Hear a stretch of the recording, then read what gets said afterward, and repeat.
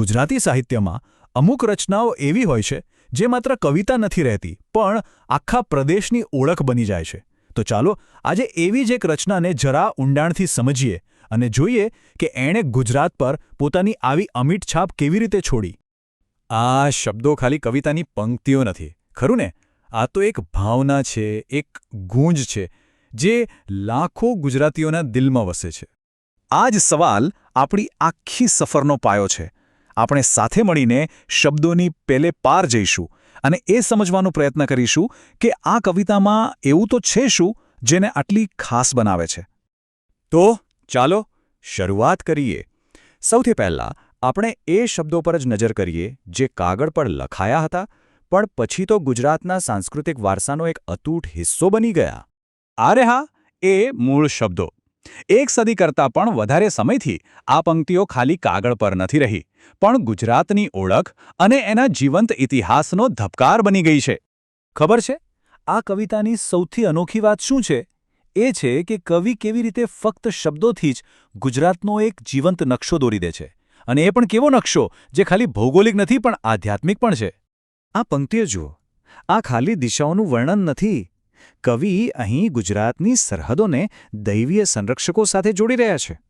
એ રીતે આ ભૂમિને એક પવિત્ર ભૂમિ તરીકે સ્થાપિત કરી રહ્યા છે. એટલે કે ગુજરાતની ચારેય દિશાઓને દૈવીય શક્તિઓથી સુરક્ષિત બતાવીને કવિ જાણે એક આધ્યાત્મિક કિલ્લો બનાવી રહ્યા છે. આ માત્ર સીમાઓ નથી પણ દેવી દેવતાઓ દ્વારા રક્ષિત એક પવિત્ર ક્ષેત્ર છે. કોઈ પણ ભૂમિ એની નદીઓ વગર અધૂરી છે. કવિ આ વાત બરાબર સમજે છે અને આ પંક્તિઓ દ્વારા ગુજરાતની જીવાદોરી જેવી નદીઓનો ઉલ્લેખ કરીને આ ભૂમિમાં જાણે પ્રાણ પૂરે છે. નર્મદા અને તાપી આ માત્ર નદીઓ નથી, એ તો સંસ્કૃતિ, વેપાર અને જીવનનું પ્રતીક છે. એમનો ઉલ્લેખ કરીને કવિ સીધા ગુજરાતના ભૌગોલિક હૃદયને સ્પર્શ કરે છે. તો ભૂગોળની સાથે સાથે આ કવિતા ગુજરાતના ઊંડા આધ્યાત્મિક અને ઐતિહાસિક વારસાને પણ ઉજાગર કરે છે. ચાલો હવે એ દેવો અને સંરક્ષકોની વાત કરીએ જે આ ભૂમિને આટલી પવિત્ર બનાવે છે. અહીં જે દરેક નામ છે એનું પોતાનું એક આગવું મહત્વ છે. અંબા અને કાળી માતા શક્તિનું સ્વરૂપ છે, તો સોમનાથ અને દ્વારકેશનો ઉલ્લેખ ગુજરાતને શૈવ અને વૈષ્ણવ બંને પરંપરાઓનું કેન્દ્ર બનાવે છે. અને ખાસ કરીને સોમનાથનો ઉલ્લેખ એ તો ખૂબ જ મહત્વપૂર્ણ છે.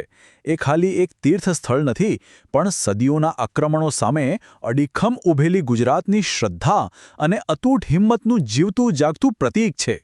ભૂમિ અને ઇતિહાસ પછી કવિતાનો પ્રવાહ એના લોકો તરફ વળે છે. તો ચાલો જોઈએ કે આ કવિતામાં ગુજરાતીઓના કયા ગુણોની વાત કરવામાં આવી છે. પ્રેમ, શૌર્ય, અંકિત આ બે શબ્દોમાં ઘણું બધું કહી દીધું છે. એક એવા સમાજની વાત કરે છે જે પ્રેમાળ અને કરુણાળુ છે પણ જ્યારે જરૂર પડે ત્યારે બહાદુર અને શૌર્યવાન પણ છે. કેટલું અદ્ભુત સંતુલન છે, નહીં? કવિતા ફક્ત ભૂતકાળ અને વર્તમાનમાં જ નથી અટકતી. શુભ શુકન દિસે મધ્યાહ્ન શોભશે વીતી ગઈ છે રાત. આ પંક્તિઓ એક ઉજ્જવળ અને આશાવાદી ભવિષ્યનું ચિત્ર દોરે છે.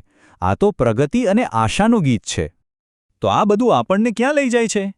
આ અદ્ભુત કવિતા પાછળના દ્રષ્ટા કોણ હતા અને એમની દ્રષ્ટિનો વારસો આજે શું છે? આ શબ્દોના રચયિતા હતા મહાન કવિ અને સમાજ સુધારક નર્મદા શંકર દવે, જેમને આપણે સૌ નર્મદ તરીકે ઓળખીએ છીએ.